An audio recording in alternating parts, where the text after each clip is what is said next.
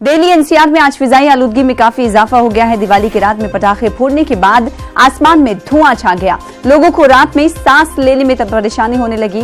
IMD के मुताबिक दिल्ली के लोधी रोड इलाके में एयर क्वालिटी इंडेक्स 306 पर पहुंच गया है, जो फिजाई आलूदगी की खराब सतह मानी जाती है। वहीं नोएडा में ये सतह 365 पर जाकर पहुंच गई। आपको बता दें कि 0 और 50 के दरमियान AIQ को अच्छा माना जाता है। 51 और 100 के बीच इत्मीनान बख्श तस्लीम किया जाता है, तो वहीं 101 और 200 के बीच मुतदल माना जाता है, जबकि 201 से 300 के बीच खराब गर्दाना जाता है।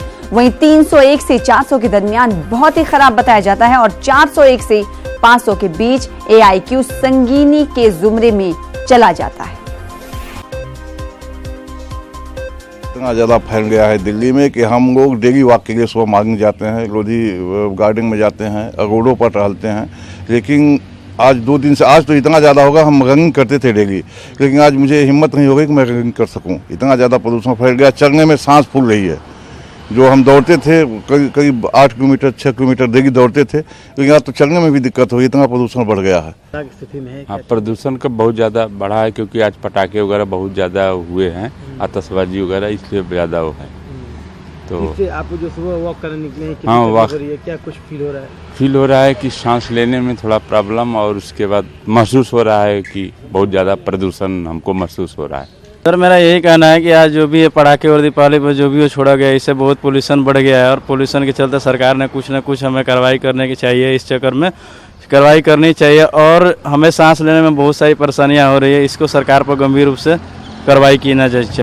दिवाली के बाद बढ़े हुए प्रदूषण के चलते नोएडा इस समय जहरीली गैस के चैम्बर में तब्दील हो चुका है। इस समय नोएडा का जो AQI है वो करीब 350 के पार जा चुका है, और आप देख सकते हैं ये कोई कोहरा नहीं है, ये वो धुंध है, धुआं है, जो दीपावली के बाद यहाँ देखने को मिल रही है। और जो बिल्डिंगें हैं वो इस समय बिल्कुल धुंधली दिख रही हैं। पूरा जो कारण बताया जा रहा है, एक तो जो NCR के आसपास के राज्यों में पराली जलाई जाती है, उससे जो है काफ़ी ज़्यादा जो है नोएडा के अंदर धुआं होता है। और वहीं अब जो दीपावली के बाद जो पटाखों का धुआं है वो भी, क्योंकि हवा नहीं चल रही है, धुंध के वजह से पार नहीं जा पा रहा है, जिसके चलते यहाँ का जो पोल्यूशन लेवल है वो खतरनाक स्तर पर पहुँच चुका है, और लोगों को तमाम तरह की जो बीमारी है वो इससे हो सकती है। एहतियात बरतना पड़ेगा, क्योंकि लगातार जो NGT के आदेश हैं उनको पालन कराने के लिए अधिकारियों के ऊपर अधिकारी उसको लगातार कोशिश कर रहे हैं कि उसके नियमों का पालन कराया जा सके। लेकिन जिस तरह से ग्रीन क्रैकर्स को लेकर लोगों में असमंजस की स्थिति थी,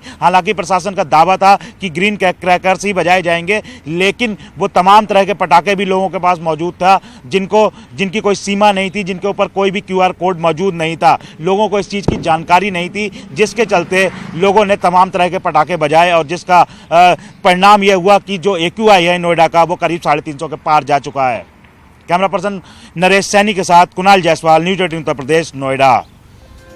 तो सुबह की तस्वीरें हैं जिसको दिखा रहे थे हमारे नुमाइंदे, लेकिन इस वक्त 10 बज चुके हैं, और 10 बजे क्या कुछ हालात है दिल्ली में जानने की कोशिश करेंगे। हमारे साथ हमारे नुमाइंदे राजीव जुड़ रहे हैं दिल्ली से। राजीव, बताइएगा इस वक्त क्या कुछ आप देख पा रहे हैं? दिल्ली की हवा जहरीली हो चली है, इस वक्त आप कहां पर मौजूद हैं? और लोग कह रहे हैं कि सांस लेने में तकलीफ हो रही है, इस वक्त क्या कुछ अपडेट?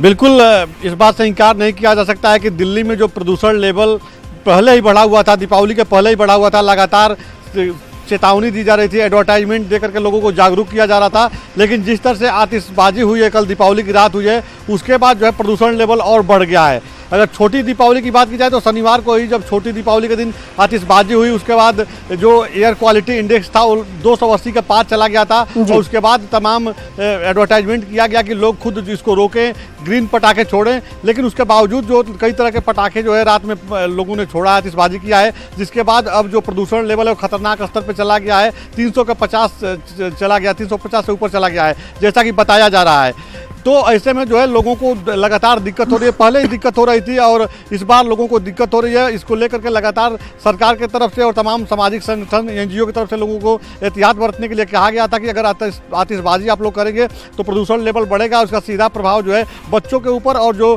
बुजुर्ग लोग हैं उनके ऊपर पड़ेगा, और सबसे ज़्यादा जो अधिक बीमारियाँ जो होती हैं हृदय की बीमारियाँ होती हैं। तो ऐसे में इसको कंट्रोल करना बहुत ज़रूरी है, लेकिन लोगों नहीं माने कहा जा सकता है और इस तरह से आतिशबाजी की हैं। तो अभी भी देखा जाए तो दिल्ली NCR एनसीआर में पूरी तरह से धुंध बना हुआ है और प्रदूषण लेवल बढ़ा हुआ है। लोगों को जागरूक करने के लिए लगातार तमाम एहतियात बरतने की भी चेतावनी दी गई थी, जागरूक करने के लिए अभियान भी चलाया गया था, उसके बावजूद भी स्थिति यहाँ पे बिगड़ी हुई है। जी इस स्थिति को काबू में करने के लिए अगर सरकार की बात करें तो उसकी तरफ से क्या कुछ इकदाम उठाए जा रहे, क्या कुछ स्टैंड लिए जा रहे? राजीव, हम इससे पहले हमने देखा है कि जब भी इस तरह के प्रदूषण में इजाफा होता है तो सरकार की तरफ से उस पर कमी लाने की भी कोशिश की जाती है। क्या कुछ इस हवाले से स्टेप उठाए जा रहे हैं दिल्ली सरकार की तरफ से? क्या मास्क लोगों में तकसीम किए जा रहे हैं, बांटे जा रहे हैं? इस हवाले से क्या कुछ जानकारियां?